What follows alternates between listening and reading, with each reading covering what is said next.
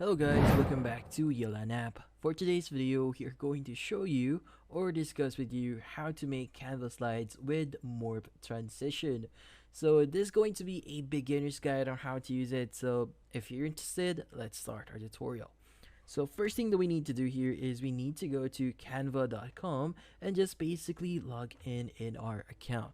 Now, in our account here, there are multiple ways that we could create our presentations. So we have documents here, presentation itself, social media, videos, print products, and websites, and a lot more. Now, in this case, since we want to create a presentation here, let's go ahead and click on presentation and choose the size. So in this case, I want to use a 16 by 9 presentation here. Now from here, it's going to open up a new tab wherein it's going to give me or show me my canvas. Now the good thing about Canvas here, because Canvas, there's going to be a lot of templates or designs that you could basically choose from.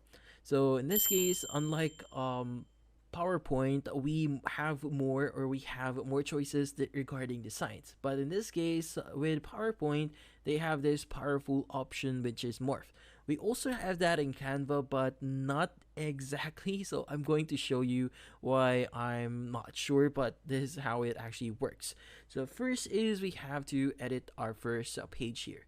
So in this case, maybe I want to give you an overview of how this actually works. So first, I want to add a pot. So let's go ahead and press or look for a pot here, but I want to go to elements first, search for a pot. And from here, I want to go ahead and click on see all on graphics, and I want to maybe use this pot here. Now from here, I could go ahead and resize it in a way that I want. So for example, what I'm aiming here is I want something to rain over this spot here, and I want a plant to grow on this spot. So I'll be showing you how morph transition actually works. So once you understand how it actually works on Canva, you'll be able to easily apply this on your projects. Now in this case, next thing you want to do is you want to add a text here. So maybe I want to add a text here, maybe this one. So let's give you a overview. I'm going to say, oh no, it's going to rain.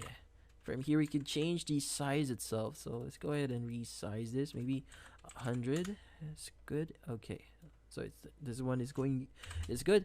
So from here, what we need to do next is we need to add our effects. So in here, let's go ahead and add our page here. So let's go ahead and click on the section for add page. But I suggest you to basically change this one. So instead of adding your page here manually, you could go ahead and delete this one. So click on the arrow section here that says show pages, and you'll be able to see a different format of your pages. Now in this case, instead of creating a new page, just right click on your page here and just click on duplicate page. So duplicating page is a really helpful thing or tool that you could use for using the morph tool. Now in this case, I want to remove this text here because I want to remove it and I don't need it here. So in this case, I'm going to search for rain because I want to make it rain here. So let's go ahead and search for rain clouds. And from here, I want to use this one because it's animated. So it's really cool. From here, let's go ahead and resize this one, and we want to center it here. Now, once in here, we need to copy on it. So just Control C on your keyboard while it's being selected. Go back into your first slide here, paste your rain cloud, and you want to position it in a way that it's actually quite hidden. So not exactly that's going to be really hidden, but enough that it's not going to be shown. Because sometimes if you make this out of frame, you won't be able to select it, and Canva is going to treat it like this graphic here is no longer existing and you don't need it. So make sure that these partially it's going to be visible. Now from here, what we need to do next is we want to have the growing effect. So again, we want to duplicate this page here, and from here, same thing, we want to reposition in a way that's actually quite hidden again. And from here, we want to go ahead and add our plant. Now for our plant, we want to search for plant here, press on enter, and we want to choose a free one. So maybe we want a plant that is like this one. So let's go ahead and add this into our graphic. Now, as you can see, it's not going to be perfect. As you can see, it's a bit of it is going to be on top of the pot itself. So you could adjust that by using the layer itself. So you could go ahead and access the layer by right clicking on it, go to layers, and from here you could send this backward. But for now, I'm going to copy this one, going to go back in here because I want to make sure that it's properly animated. So we want to resize this, and from here I want to right click on it again, and layer I want to send back. Now the same thing, I want to go back into my plant here and send this to back. Now in here, the last thing that we want to do is we want to duplicate it again, and finally we want to add our last text, which is going to be yay, or yay a plant. So in this case, we want to resize this 100 again, and from here we could go ahead and reposition it at the top. Now in this case, where is the transition, or where is the morphed?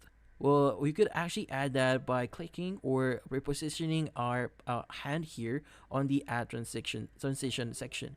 So if you click on the add transition icon here, you have the match and move. So this is not exactly going to be the morph tool, but it is kind of working like the morph tool. So let's go ahead and select this one. You can even change the duration for this one. So maybe I want to make this at least 1.3, I guess. So in this case, I want to add this to other section as well. So in this case, I want to make it match and move. Maybe this one is going to be 1 second. And in this case, we want to have this one add transition again, and we want to choose match and move, and again 1 second. Now once you've done that, you can go ahead and start viewing your presentation here. So for example, I'm going to present this in full screen. So it's going to say, oh no, it's going to rain, and from here it's going to start raining. From here something grows, and next page, yay, plant. So you could go ahead and start applying this to your projects.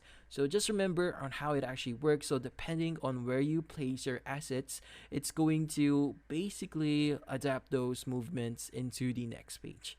So yeah, so that's how you use the morph transition in Canva. And that's about it. So hopefully this video was able to help you. Like and subscribe to Yellow App. Thank you for watching.